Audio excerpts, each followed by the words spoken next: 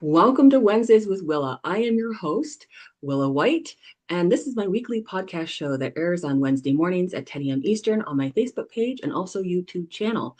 It goes out on the Lilydale Assembly sites, as well as going out on all the places you can listen to them. Apple, Spotify, all the great places. So you can tune in every week. I usually have a special guest on the show, and we have a topic relating to either spiritualism, mediumship, healing, faith, family, or more. And today we're going to be exploring some of the unseen threads that shape our lives. Sometimes we find that there's a quiet wisdom that rises when we open our hearts to the events and experiences in our lives, which is why today we're going to be entering into that very space with my guest, Whitley Strieber, who is someone many people associate with extraordinary experiences. Today, we're listening for the soul beneath that story. And Whitley Strieber, for those of you who don't know who he is the author of many bestsellers, among them Communion, which was his landmark account of his own encounter with entities from another reality. Many of his books have been adapted into films and television series, and he stands literally between two worlds, that dual career as a fiction and a nonfiction writer, and has become one of the most influential voices in the paranormal, with lots of information on his website, Unknown Country, and his own podcast, Dreamland. So he spent a lifetime exploring fear and transformation, grief and joy, death, and the understanding that the soul continues. And today's conversation is about using fear as a spiritual threshold and about healing through mystery, about the presence of love that continues beyond physical form, and about the transformation that can emerge when life hands us something we never expected. So settle in, take a deep breath, and allow this conversation to meet you wherever you are on your own spiritual path. So thanks for being here today, Whitley. Well, it's my pleasure to be here, believe me. And with an introduction like that, we're going to have a great conversation, I'm sure. Absolutely. I always enjoy these discussions. People come from all walks of life and experiences, and you've had some very special ones. And I wanted to ask, when you look back on this journey, what was the emotional landscape like for you? And many people know your story, especially because you wrote about it in the book Communion. But what did that feel like for you when you look back on the beginning of that journey? Well, I'm not actually sure where the journey began because the experience of this contact experience, whatever it actually is, started when I was a child, and it involved my father was involved in it too, but it was never spoken of. And because it was never spoken of in my childhood, the memories gradually receded. And I eventually have come to understand the neurology behind that, that memories that aren't sort of have no place in the database of your life will not be erased for the most part, but they will recede into areas of the mind that you can't access directly. And that's what happened in my childhood. The result of that was on December the 26th, 1985, my life exploded in my face in the most extraordinary and unexpected way.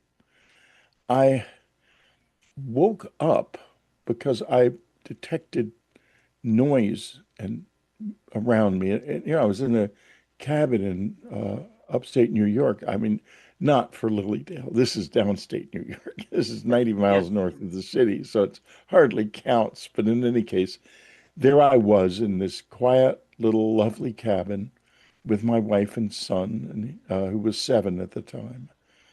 And Christmas had just passed. It was just the night after Christmas. It was such a lovely day. Light snow. It was just a beautiful, quiet day. We'd had such a happy Christmas, and we were a very happy little family. And when I opened my eyes, I saw what looked like a huge insect And I had been a horror novelist for years before I began to write more serious books, which one of which was War Day, which was a big bestseller about the dangers of limited nuclear war. And this was during the Cold War, so it was an important book. Um, One senator even read parts of it on the floor of the United States Senate. So it was, it was definitely an important book. Then this happened, and I thought, my God, I'm having a horror novel dream of some kind because I didn't think for a minute that this had anything to do with anything real. But I could not wake up and I could not move properly. And these beings were really rushing around.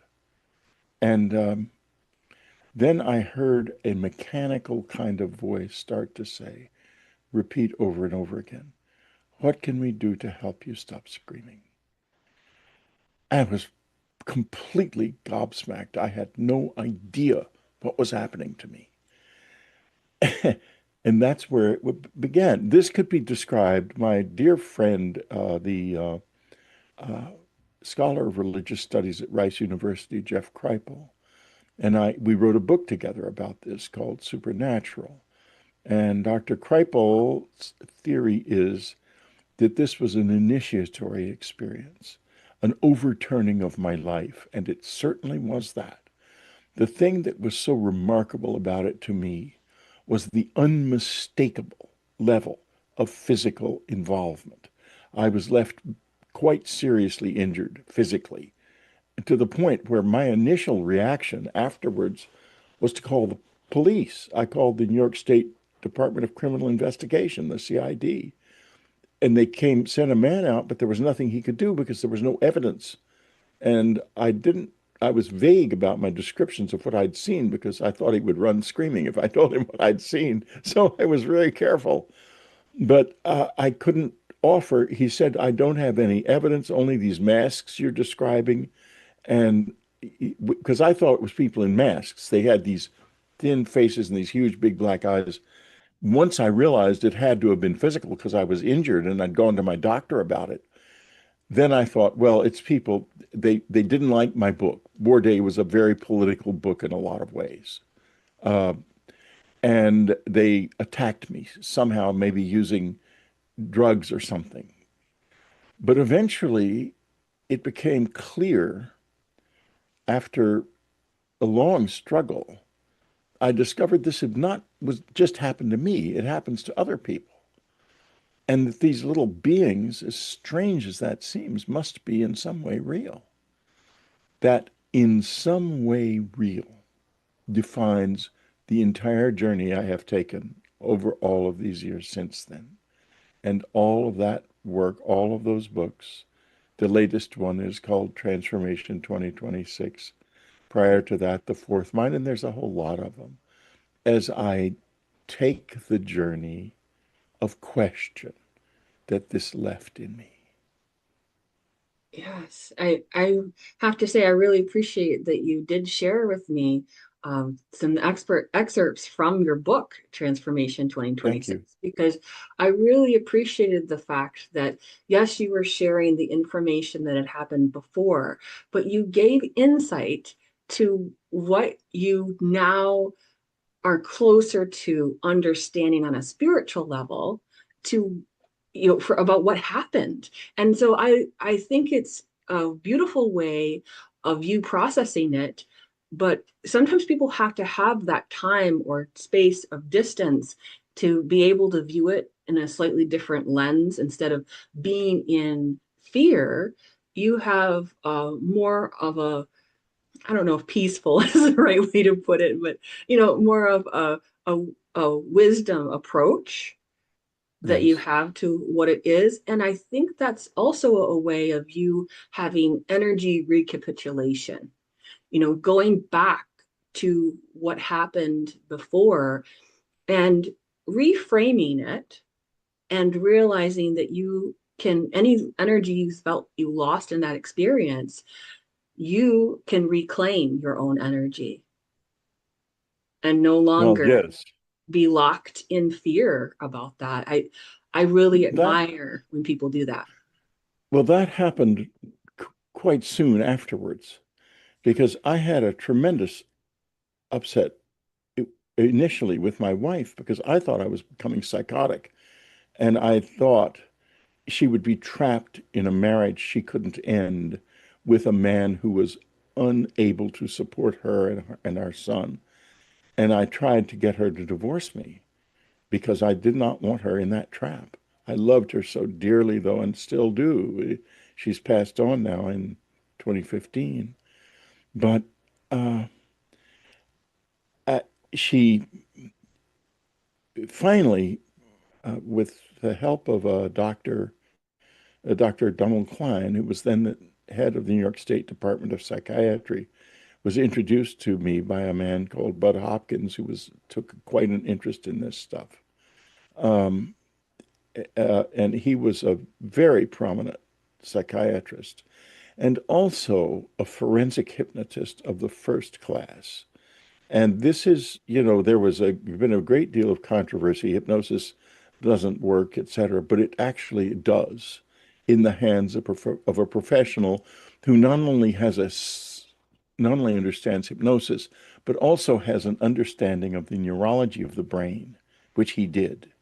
And he had, at that point in his life, 72 cases, criminal cases, he had solved using forensic hypnosis, helping people to remember the license numbers of hit and run cars and things like that. So there's no question that he knew what he was doing. And I was comfortable with him, which is I would not have been with someone who was not a high level professional. And he was probably the leading in the country, if not the world at the time. And I realized we both did, to our surprise, during the hypnosis, we both thought that what I would see would be uh, these masks, and we were hoping that I would remember some evidentiary material that I could take back to this criminal investigation division.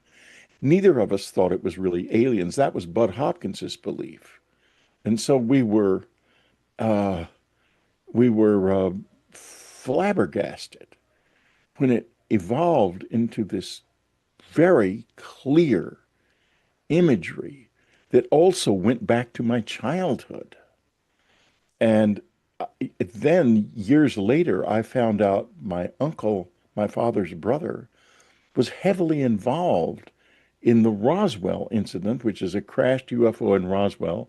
He was one of the officers who examined and cataloged the debris that had been brought to Wright Field, which is now Wright-Patterson Air Force Base, in 1947.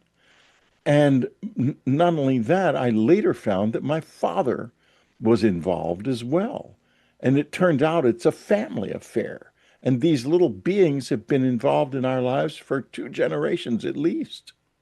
And my uncle eventually sat down with me and said he had received permission from higher authority to tell me a little bit about his work.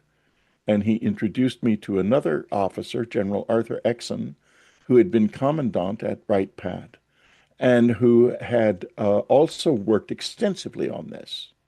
So it all became very real over the years.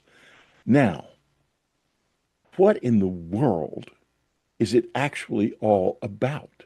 Because the question remains, and it's a deeply personal and spiritual question. I want to go back now, if you don't mind, to the months after this. I walked out of that doctor's office thinking, oh my God, the first thing I want to do is figure out, how do I tell Anne? And I thought, I can't tell Anne I was taken aboard a flying saucer by little men. And what's she going to do? I've been saying she should leave me. She's going to say, yes, I should. So I asked a mutual friend, Timothy Greenfield Saunders. He was the first person I told the story to. We were very close friends. And Timothy said, Anne is going to be fascinated. Just tell her. And she was. That's exactly what she did.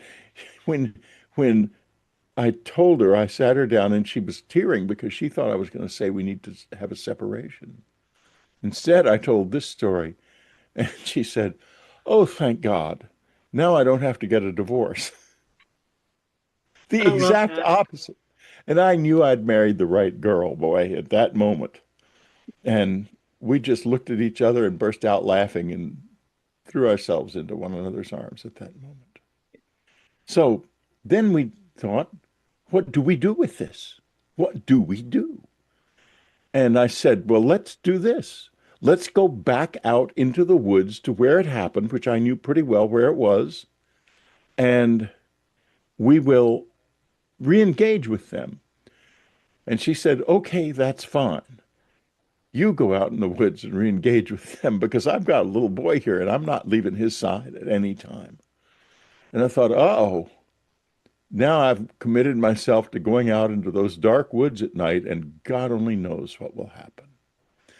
What did happen is in Transformation 2026 because they came back and they engaged with us, and it was very hard and very enlightening and very extraordinary. And they're not pretty and they're not nice, at least the ones that I know, but they are dedicated to something. And I think the core of that dedication is that the human beings stop this strange journey we have taken, which has left us in a state of anesthesia about our souls. It is Mm, about reintegrating the whole human being. This is what it is about. wow, that is so amazing. It's truly remarkable the experience that you had and the generational impact that it's had in your family. Yes. And that, I took a little excerpt from the Transformation 2026. You said, "This remains one of the great experiences of my life, great and terrible. Yes. But was it so terrible?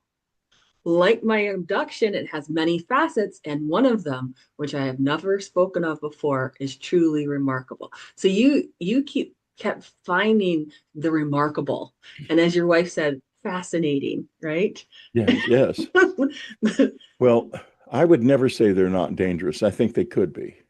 And largely because they're supposedly they've been here for thousands of years and so on and so forth. I hear that all the time. But in my encounters with them, they are really fumbling around trying to figure out what to do next. And have seen them over the years, excuse me, I've seen them over the years gradually become more and more capable of interacting with me. Mm, mhm, And I I don't think that they do that very often. Even if they have been here a long time, they don't interacting with us as deeply as this and on a physical level, I think is quite new. I think it's something they've just started doing after World War II. mm.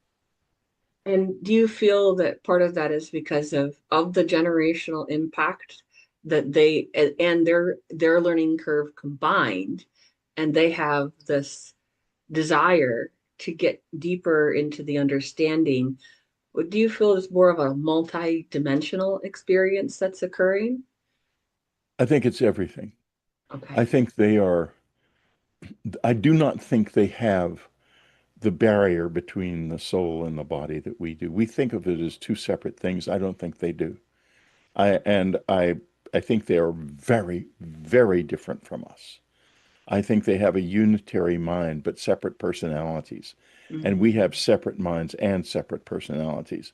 That means there is, on one level, just one of them because of the fact that they share the same mind. Hmm. But on another level, and we are billions of different minds. And I think that this is causing a lot of friction and difficulty between us and them because they think very, very well, but not very quickly. It takes time to consider things. You can see that there's a long, sometimes quite long lag in their responses, and that's because I think this huge mind takes its time in trying to engage and understand what it needs to do and how it needs to respond.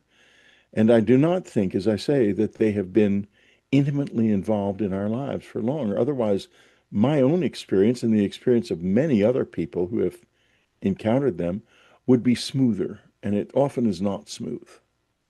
Hmm. I think those are very interesting points. And I want to lean into what you said. You feel that they're trying to help us on a spiritual level. Yes, yes, And I find that fascinating because what you just related, it doesn't sound like they're necessarily more evolved in one sense than we are because they're slower.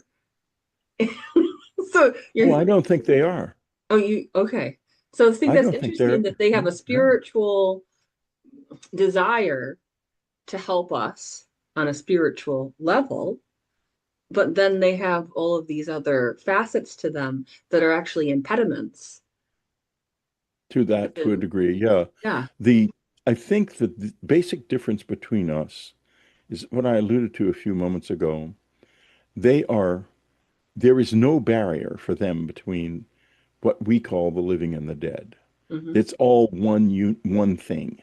Hmm. And I have a feeling that they're trying to figure out how to reconnect us with ourselves.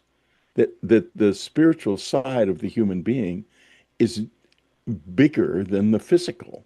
And yet we live as if the physical was the only part of us. And we do live like that.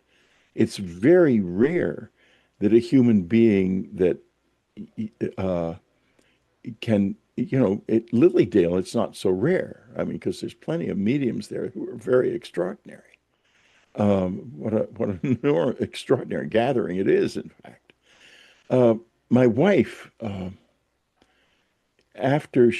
before she passed away, she she reached the point of being able to she understood this eventually. She became what you would call enlightened, although she would have just laughed in my face if I'd ever said anything like that, because she was very down to earth.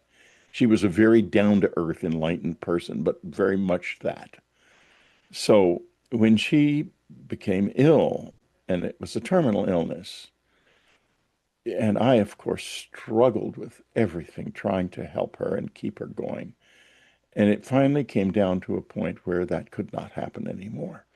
But before that, this in January of 2015, she suddenly decided she needed me to memorize a certain poem called Song of the Wandering Aengus by W.B. Yeats. And I thought, why would she suddenly want me to memorize a poem? She knew then what would happen much later. I did not know at all, but she already knew her own destiny, and she was preparing for her afterlife then, a very remarkable afterlife. And I didn't take it seriously. And she said a few days later, well, have you memorized the poem? I said, no, no, I'll get to it. And she burst into tears. Very unusual for her. So I took it seriously. I memorized that poem right away. And I recited it. She made me prove it. She made me recite it to her and so forth and so on. The subsequent July, the end of July, she said, Whitley, I'm leaving. I'm going. And she did. On August the 11th, she ascended. I saw the whole thing.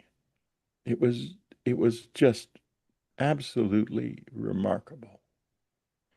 Then I went to a conference in the Ozarks, and I have had cameras put in the house because I was sometimes had to be out of the house, and she was with caregivers and rather helpless, and I wanted to be able to supervise that at all times, of course. And so there were cameras in the house still. There still are, for that matter.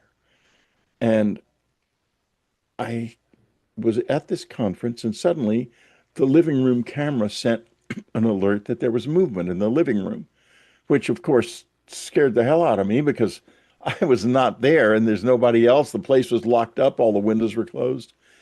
And there was this white moth flying back and forth in front of the camera, just back and forth, back and forth, back and forth like that. And I thought, how odd. And it kept happening. It happened 3 or 4 times. And I said to one of the people there who was a psychic, I said, look at this. What do you make of this? Because I was taking clips of this, of course. And he said, that's not an ordinary moth. And I thought, oh, he's he's way off. Of course it is. I came home, no moths at all. Then there began to be people would call me when I was in the utmost sadness. I would suddenly get a call. And it would be a friend who would say, Whitley, I just heard from Anne and she wants me to tell you she's all right. And this happened 5 or 6 times. And finally, I got it. And then it, it, the, I remembered the poem, part of which goes, well, I'll recite the first few lines of it. I went out to the hazel wood because a fire was in my head and cut and picked a hazel wand and hooked a berry to a thread. I dropped, let me see, it's harder to do it when I'm sort of under a little pressure. Um, I dropped the berry in a stream and caught a little silver trout. When I laid it on the floor, something rustled on the floor and someone called me by my name. It had become a glimmering girl with apple blossom in her hair, who called me by my name and faded through the brightening air. When white moths were on the wing and the moth-like stars were flickering out, and it goes on like that. And I thought, white moths in the poem. She's, and now we're seeing white moths. And then I remembered something else. Her favorite short story of mine was called The White Moths. And it is about an older woman facing death. This happened. And from that moment until this, the white moth has appeared in many lives and some truly extraordinary situations. I was at the Esalen Institute in Northern California presenting the story of the book Anne and I wrote together after she passed away called The Afterlife Revolution. Uh, and when I was presenting this, the white moth showed up and flew around in February too, in the dining hall around a table where people who were all at this conference were sitting. And it was they were all delighted, of course. Then we had a final banquet in a large private hall on the campus. And the white moth appeared and started flying around in the banquet hall, and everyone was clapping and laughing. Whereupon it went and landed on the head of a man called Jeremy Vaney, who was a podcaster my wife particularly liked. And I got a picture of it sitting on his head. Then it flew up into the middle of the air and just disappeared before all of our eyes. And everyone was laughing and clapping. It was such an extraordinary, happy moment. She had created an avatar to represent her presence after she died, because she was a brilliant and very subtle teacher. She had a master's in education and she taught children. And you never knew when Anne was teaching you that you were being taught. You were learning, because she always said, no one can be taught. Everyone can learn. My mother says that too. She's always said that. Is she a And teacher? yeah, she was a teacher for Oh. a few years there. And she always, when she would, teach children to read, she said it's really not about teaching them.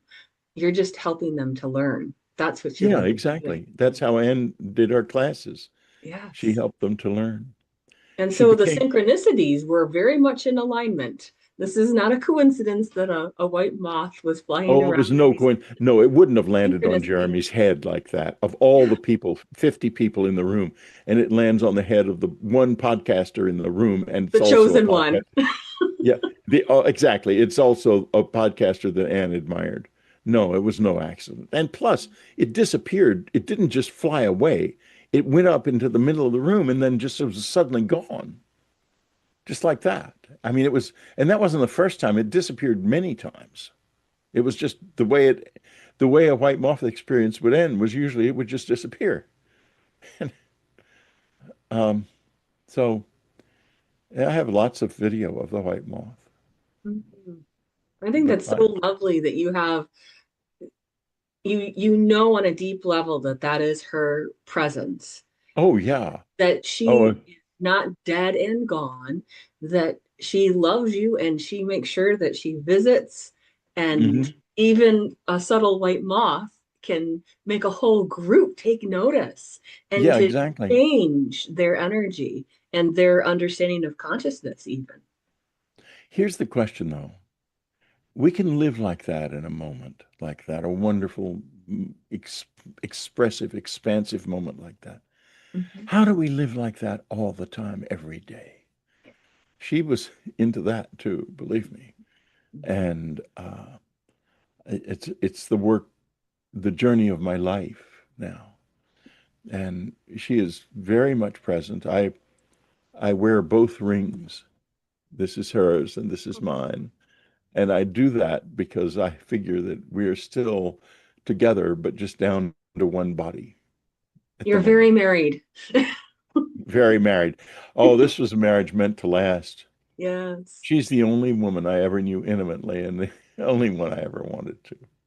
It's so interesting because I'll connect with certain spouses in spirit for a client, and I can tell when they're very married. Yeah. Like there's some people who are like, I don't care if I see you afterward. Other people, they are just so linked, and that love endures, and it's so gorgeous. It's all I kind of get a vicarious thrill of the Yeah. love when that comes channeling through it. It really is something very, very special. And I'm glad that you continue to feel guided and protected and loved and accompanied by your Oh, wife. listen, it's more than guided. Anne is was could be very strict, and that hasn't changed. If I fall off the bat, if I don't do this work, get lazy or anything, that is very soon ended. She is quite good at that, and she can make waves in the physical world like you would not believe. She's definitely this is her show, and I am her I am her I do the work in the physical world for her. So I'm glad that you have all of these wonderful ways that you continue to feel and walking with you today. I'm wondering how that has further shaped your understanding of love and consciousness. Is that one of the reasons that you decided to write Transformation 2026? yeah. No, I have a different reason for writing Transformation 2026. After the when I alluded earlier to going out in the woods, I did that. I went out in the woods, and 2 nights later they showed up at the house. And I have to admit, I was too scared to go outside, largely because the cats were so terrified. The cats, my two cats, I've never seen anything like it. I mean, they were, cats' tails will puff up when they're scared. Mhm. Well, it's possible for the whole cat to puff up. Believe me. I mean, they looked like two giant caterpillars.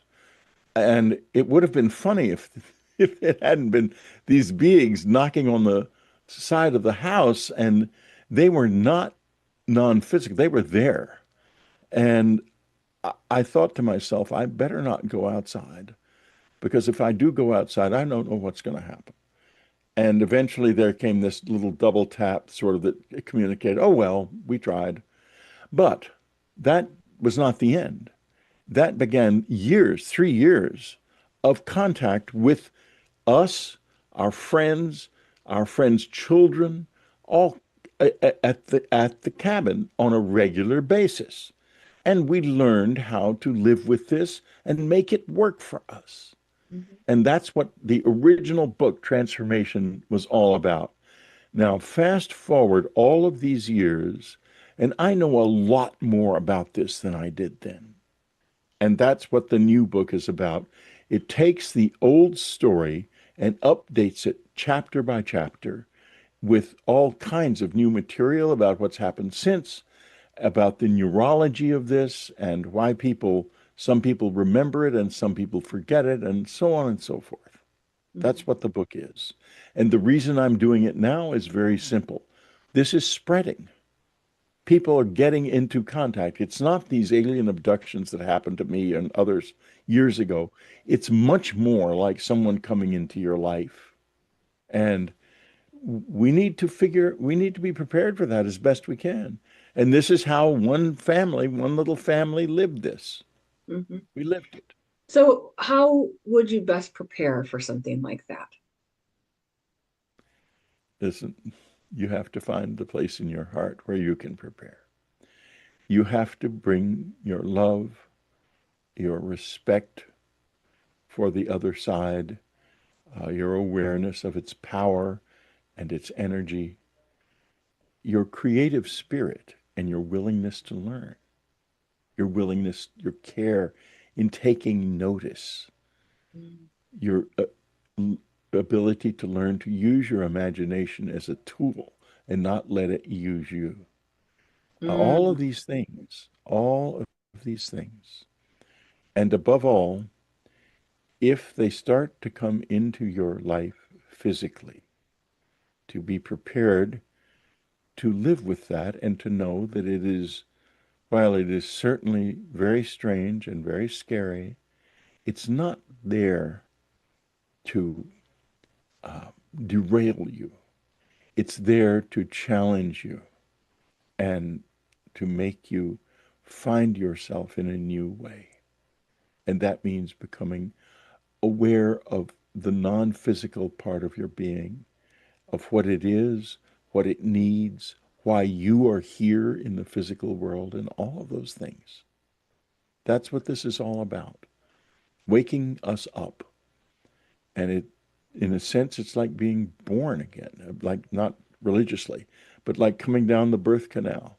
Uh, it's a noisy, difficult experience for a baby who's been very happy in the womb, and Earth is our womb.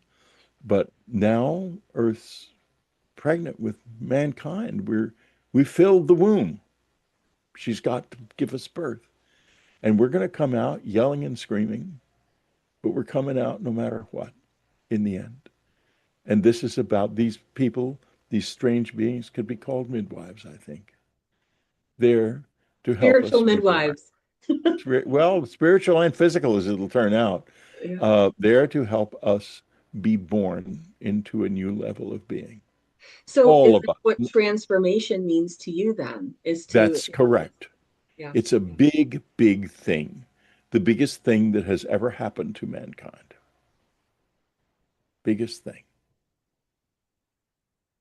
So, if someone listening is facing their own unknown, what wisdom would you offer them at this time?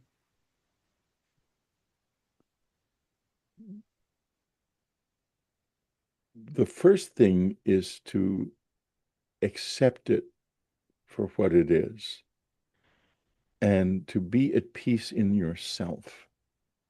Uh, and also to be sure that if it's happening not only to you, but to your family, that everybody is together, that it'll bring your family together very much. There's nothing wrong with prayer and calling on your own spiritual guides and helpers, I have one right there. And she's a really good spiritual guide and helper. And we've all got them. You know, I was at Lilydale years ago and and had a session with Gregory Keene where he suddenly said, "Do you remember the time your car stopped on the highway?" And I thought, what? How could he possibly know that? And you know, he was very exact about it. And it had happened. It happened on the way from a friend's house in Putnam County up to Ulster County to our place, where one throughway tees into another. And it happened, it was a brand new car, Volvo, and it just suddenly stopped. And it remained, I had no power. I struggled with it and got it rolled over to the side, and it just stayed there. We had no idea. I was getting ready to walk up to the toll booth, which was just ahead, and say to them, something's going wrong with my car. I need help." And it started again. And we went to the onto the cabin and thought no more of it. And Gregory Kane says, "That was your guardian angel. There were people coming up the throughway who, if they had seen you, would have followed you to the cabin and killed you both." And I was shocked. I thought, how could that be? Then I thought, oh, he could have just said that on the theory that everybody's car stops once in a while. You know how we are. We all push things away.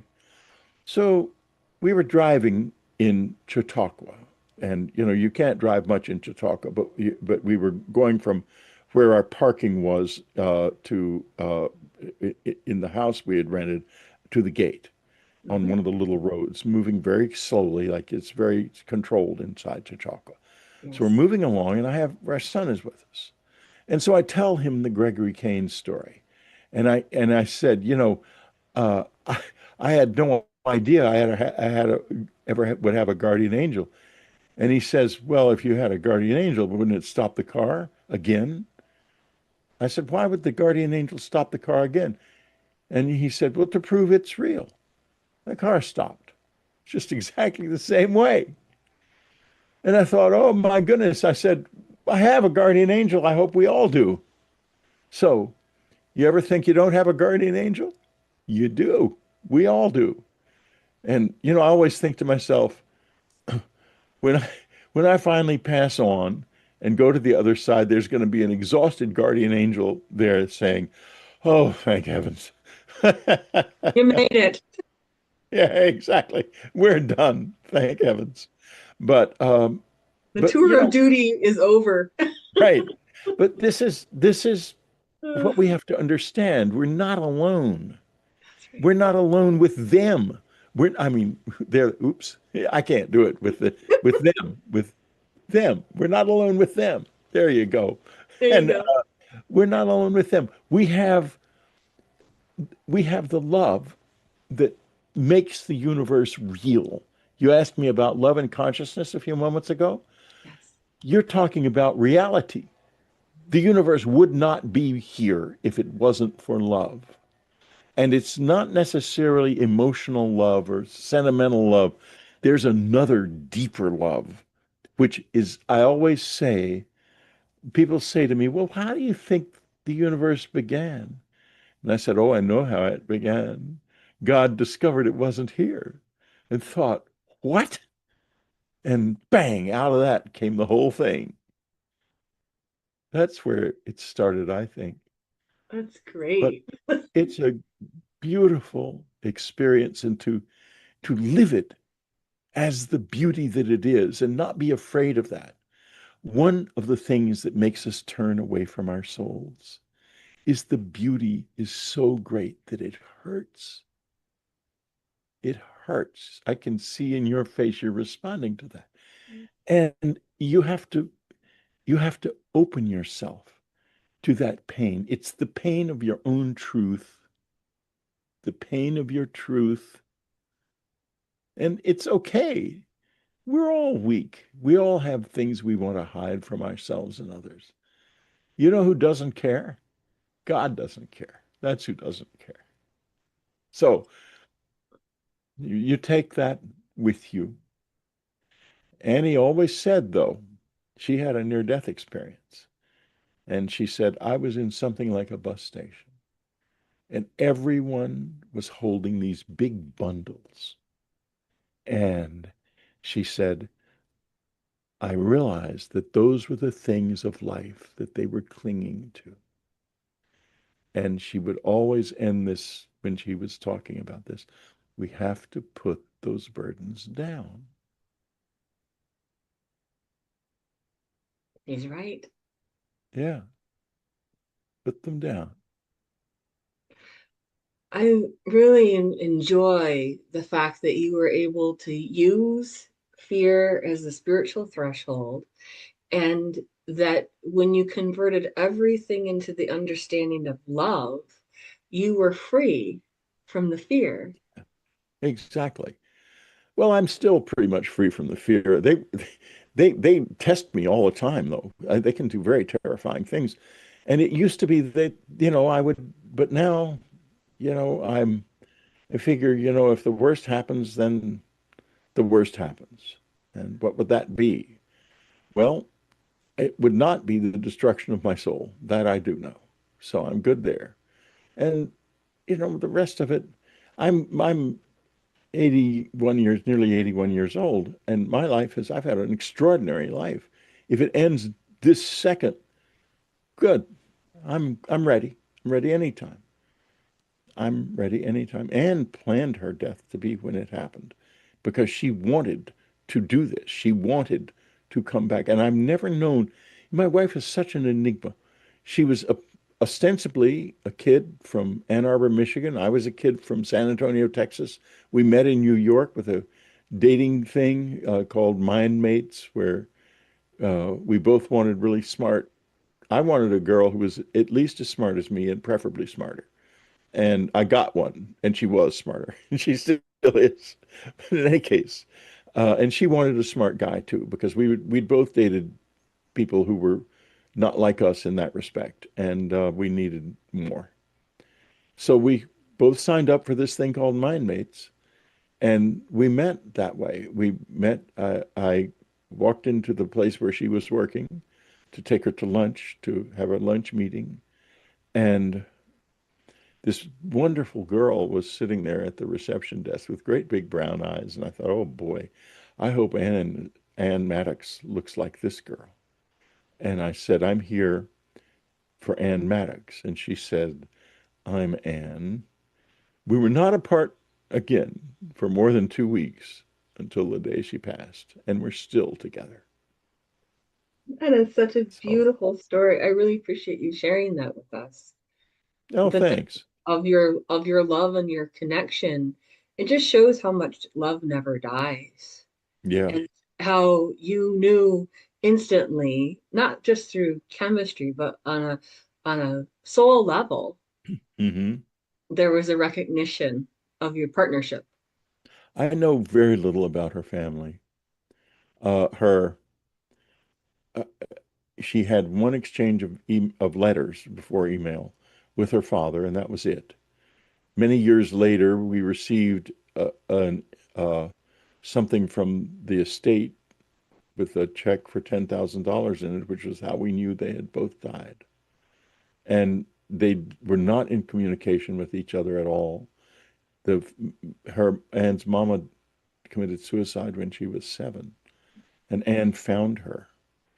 And it was very, very hard. What a agonizing thing to happen for a little girl. Her father had gone on a trip, and her mother was chronically depressed, and that happened. The second wife was not as as comfortable with Anne. She had her own children, and that's not unusual in these situations at all. And so it was rough for Anne. But there was quite a bit of mystery about Anne.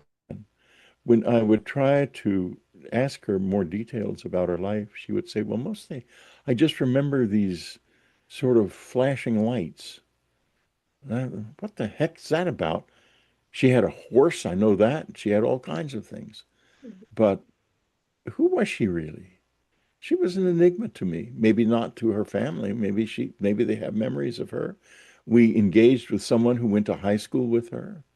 So I knew a little bit about her, and I knew that basically she was just an ordinary kid.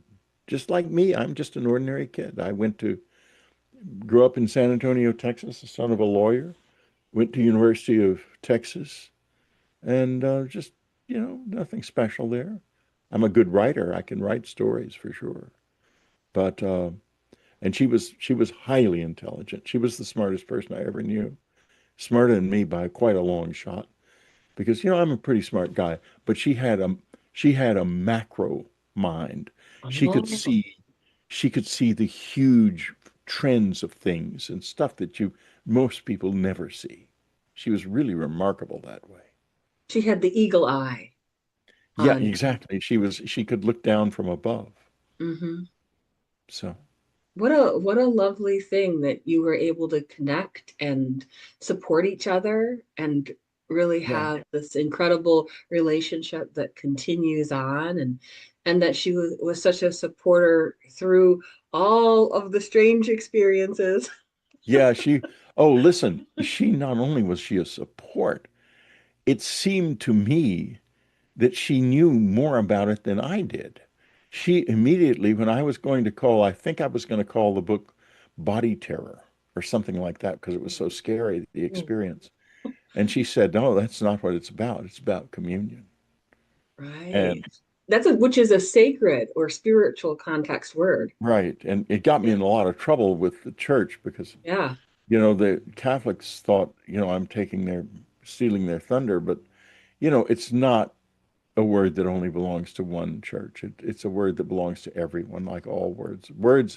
Words belong to everyone. You don't have to buy pronouns and you don't have to buy nouns. You can use them, all That's of right. them. They're free for use. But I think that she was able to put a spiritual context on it already then by Yeah, encouraging you to exactly. call it From communion. the first day, I didn't. She was the one who said that, quote, we should write a book about this. Me, We, meaning yes, you. and it turned out to be very much a we, because she read every page of that book as Sure. as it was being written and was deeply involved in it. And she knew so many things. She said, Whitley, this is too direct. This is this is departing from the question. And Mm. this book's theme is the question. You have to ask the question. The book has to leave the question alive in the mind of the reader.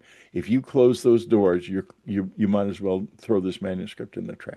And if you scare them too much as a horror writer, if you bring Yeah. too much of your fiction ability mind to Yes. this, then you lose the true flavor of a nonfiction Well, book. So, also, yeah. yeah, also that ability, it it it it it is. I can write very vivid stories. I can write good stories, but this is not what that was. This had to be very precise and hold to the question all the time. And the book ends with a group of questions. It ends with a group of 7 or 8 questions. For people to And ponder on a deeper level for themselves. right, because this is about learning how to explore the world in a new way. Mhm. And it's not about me telling you that you should believe this and you should believe that. It's about me saying, hey, wow, this incredible thing happened. And what in the world's it about? What is it about? Let's find out. Let's all do it together. Yes.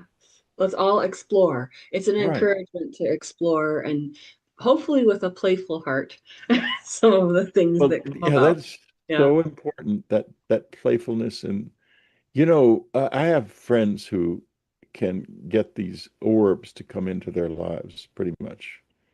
And the ones who do successfully do it are the ones who have fun with it, who are out there. One guy, John Martin, who lives in at Memphis, I believe, or Atlanta. I'm not remembering which. Um, he sits out on his back porch. He's a guitarist and plays. He's a classical guitarist. These wonderful classical guitar tunes, uh, Segovia and so forth. Remembrance of the Alhambra, all these wonderful guitar tunes, and just says, "Oh, how wonderful! I'm so glad to see you." And these astonishing orbs show up all the time. And he has a YouTube channel, uh, John Martin, and many of these things anyone can see are not satellites. There's something very different.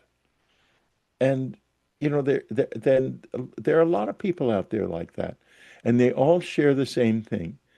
They're all having fun with Yeah. it.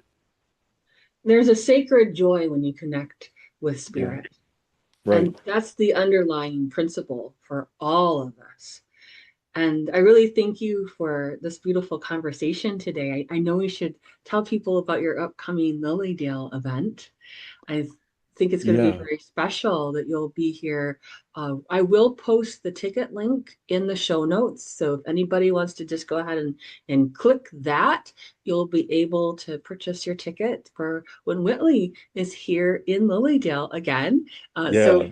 this summer 2026, you'll be here on July 11th, and it's an evening event at the auditorium. And this is co-hosted between it's with you and Travis Walton. You'll be here in Yes. Lilydale. And can you tell us a little bit about that event? Well, it's we're going to have a panel. The two of us will be talking together and sharing our experiences, and it should be a lot of fun. There'll be a question and answer, and also another thing about me, I don't hide. I'll be hanging out in Lilydale all around, all over the place, and you can just walk up and start talking to me. I'm not shy, and my job is very clearly to get this out there. And to me, that means I don't hide in a room or play the celebrity game or any of that stuff. Anyway, I'm not a celebrity. Thank God. Thank God. Little blessings. So It's one of yeah, those so things it's that's like you're famous, but you're casual with it. right. I'm not into the famous part. I'm into the Exactly. being here now part, and that means being with the people I'm around. And having a So spiritual conversation with yeah, others and exactly. continuing that exploration that's so very, very important. I think it'll be wonderful to have you back in Lilydale again. And as I said, people click the link so that you can join Whitley and Travis Walton when they're here in Lilydale. And, hey, grab a picture or two or a conversation with Whitley while he's here this summer. And I really thank you today for a soul-centered conversation, Whitley. You've really explored deeply an extraordinary event, but the human heart that is behind it, and moving past that fear and the transformation, uh, moving from grief to love, and really finding that meaning that's emerged through that mystery. And I hope everyone who has been listening and viewing this today, make sure you and share this, and encourage other people to remember that Whitley's story reminds us all that every one of us will face moments that will shake our understanding of the world. And yet, within those moments, there's always an invitation to grow, to listen, to trust, and to discover something deeper within ourselves. So, as you move through your week, may you meet the unknown with openness, the way Whitley is doing and encouraging us to. And may you find the grounding in your own inner wisdom and feel supported by the love that surrounds you, seen and unseen. So thank you again for being on the Oh, show it's my today. pleasure. And hopefully other people won't have to be dragged by the hair and kicked around until they wake up, which is what happened to me because I was very asleep when this started. Thank you. Thank you so much. Well, everyone, keep listening wherever you get your podcasts, and please like, share, subscribe, follow, so you can get more great, wonderful Wednesdays with Willa. Until next Wednesday, stay open, stay curious, and stay connected. Bye bye.